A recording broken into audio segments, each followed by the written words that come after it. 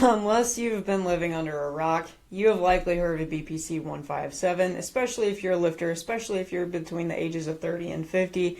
So, if you're on this channel, I'm assuming you're a lifter between those ages and you're likely having some pain or you want to prevent pain, but chances are you've heard about BPC. So we're going to dive into all the questions that I've been getting asked, all of the people that I've talked to, all of the research that I've done on BPC as a way to, come back from injury to help with healing.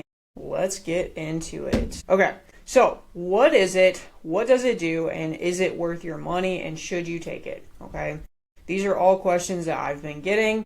So we're going to start with what the heck BPC even is. Okay, so it is a body protection compound 157. So basically that's just how they've named it. It is the version that we're seeing.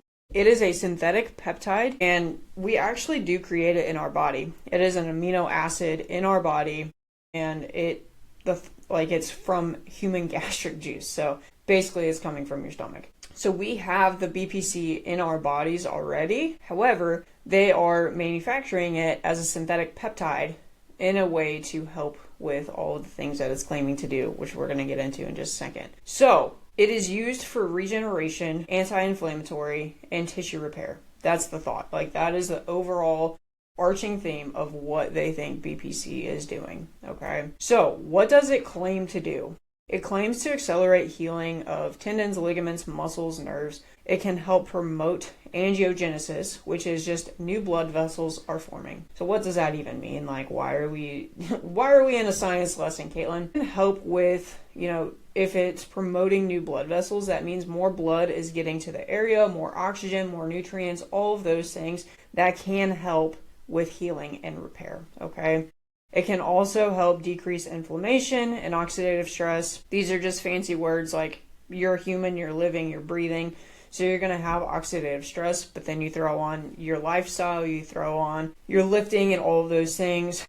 That stuff goes up. So essentially, they're thinking that this helps to bring that down. From a medical note, they also believe that it's helping with gut health. For me, obviously, that's a little outside of my scope. However, with improved gut health, it can help support just your overall recovery system-wide. My problem with this is most research is done on rat studies or rodent studies, and the human data, the human research is very limited. Okay. Now, I'm not pretending to be a medical doctor. I am just looking at this from a physical therapy lens. I obviously will have my own biases because I believe in, what I've seen to work for people. So I'm just going to throw that out there. Take all this with a grain of salt. However, this is what I believe. How it might work. And we're going to get into why I'm saying claims and might and all of that here in just a little bit. But for, I guess, a little spoiler, this is not FDA backed. There is no, longitudinal human studies on this. So that's why so many air quotes. So how it might work. It might help with tissue healing, the regeneration. It might help reduce the inflammation in your body. It can, might help increase growth factor production. It can also help support blood flow and vascular repair. Okay, all this other stuff. There's a lot of sciencey words here. Basically, this nitric oxide is what allows the blood vessels to get bigger, which brings in more blood, kind of like we talked about here. It brings in more blood, oxygen, nutrients, all that stuff. And it might possibly help with collagen and joint structure. So what is the research actually saying? For me, this is very, very limited because, again, it is showing mostly on rat and rodent studies. It is not very present right now in human studies. So rat studies show better healing in injured tissue. The human study that I looked at, it showed mild pain relief in the knees when they injected the BPC. It is popular with biohackers, but that doesn't necessarily give me the warm fuzzies. It's just something that people are trying to biohack their way into, better performance, better recovery, all of that. For me, I do believe that there is a lot of hype around this, and until more human data is available, I'm going to remain skeptical. So the risks, it can stimulate cellular regeneration, which is the tissue healing that we talked about, right? However, if that's left unchecked, that makes me a little nervous because that's how tumors can happen, okay? And this is not to scare you.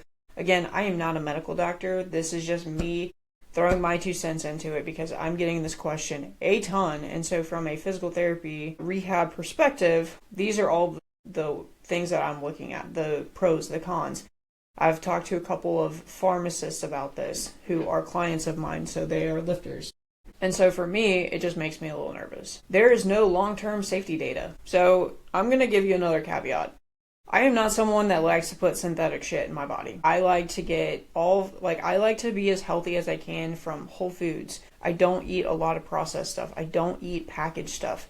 I get my sleep. So for me, that is a caveat that I do think is important to note, in that I just don't like putting shit in my body, okay? I have talked to, I don't even know how many lifters at this point, but it's very mixed. And so this anecdotal feedback is basically just like what I'm hearing, okay? What I'm seeing, what I'm hearing. And it is very mixed. Some people love it, some people hate it, some people are like, it was okay. For me, my unfiltered thoughts are, it is not a fix, it is not some magic bullet, it is not a substitute for doing the work. And that's how most people are using it, which is why I think we're getting the results, okay? It can help decrease pain. It can help with healing from what I have seen in my clients and the people who have taken it and I've talked to. Again, I am not saying that you should take this. Please know that, because this is something that you need to make as a personal decision. This is something that you need to talk to your doctor about. But for me, it feels like a fancy cortisone shot, and I'm just not a fan of those either. Because here's why. So you're a lifter, right? You're watching this video, you're a lifter. You're on my page, you're a lifter. For me, unless you fix the underlying root cause, unless you fix what is actually going on, it is just going to be a band-aid. Because if you have shoulder pain because some kind of movement dysfunction is going on, the shot isn't going to fix that, okay? The movement dysfunction is still going to be there unless you do something to actually fix that. Therefore, the pain is going to come back. Okay? It's going to come back in a week. It's going to come back in a month, 3 months, whatever. It will come back unless you fix the movement dysfunction. If you have some kind of muscular imbalance, it is going to come back.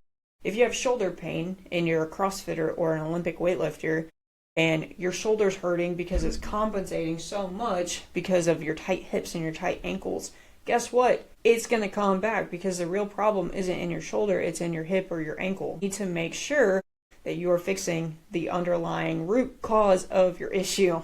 Otherwise, it is just a band-aid. It might help you feel better in the short term, but again, does not solve the root cause. So when someone is asking me, should they take it, should they not, I'm going to tell them my thoughts. I'm not a fan of it. However, I do think that it is something to keep an eye on, and it is something that could potentially help. We just need more human data on it to say whether or not, 1, it's safe, 2, it's effective. But then 3, I do think that you need to be working with a rehab provider, i.e. me, because we get results over here. But unless you're fixing the root cause of your issue, it is going to come back. Again, I am not a fan of it. However, if you are going to use it, I do think that a system needs to be put in place for you to actually fix the underlying problem. The reason that this is important for lifters is because the movements that we do are so dynamic compared to Aunt Betty, who just carries in her freaking cat litter from the car to the house, or reaches up into a cabinet to get a cup for her lemonade or sweet tea. So it is so different for the general population versus lifters. So you can't chase shortcuts. There is no such thing. You can do things to collapse the time and to collapse the gap between where you are and where you want to be, by hiring mentors, coaches, investing in actual recovery, sleep training, making sure you're not doing too much, nutrition, stress management, overall systemic health. That is the only shortcut. And it is not even a shortcut. It is just a way to collapse the time to get you to your results that you are seeking.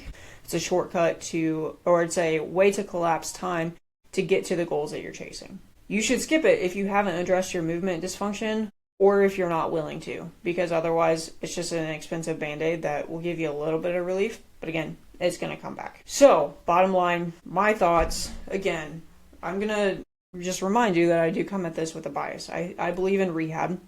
done the right way. I believe in lifters staying in the gym for their rehab. I do not believe in band-aid fixes because it's going to come back. I do believe in finding the root cause, and I also do believe that there needs to be more research done on this before I would feel comfortable telling someone to take it. If you are not addressing the why, the root cause behind your pain, expensive band-aid. If you are not addressing the why, it is going to come back. So I haven't seen consistent enough results. I also think that this is why is like people will use it thinking that it is a cure-all, and it's just not. So bottom line, if you want real recovery, you might have to do some boring stuff. You might have to do the rehab, but that is where a system for you can work. You know, I don't know about you. I don't actually love warming up. I don't love doing the rehab prehab stuff, okay? But I know that that's going to get me to the sexy stuff that I want to do, which is hit more pain-free PRs. So for me, those are my thoughts. Let me know what questions you have. I know there's going to be a ton. I know this is probably going to piss some people off, but I'm here for it. Let me know your thoughts. Let me know your questions.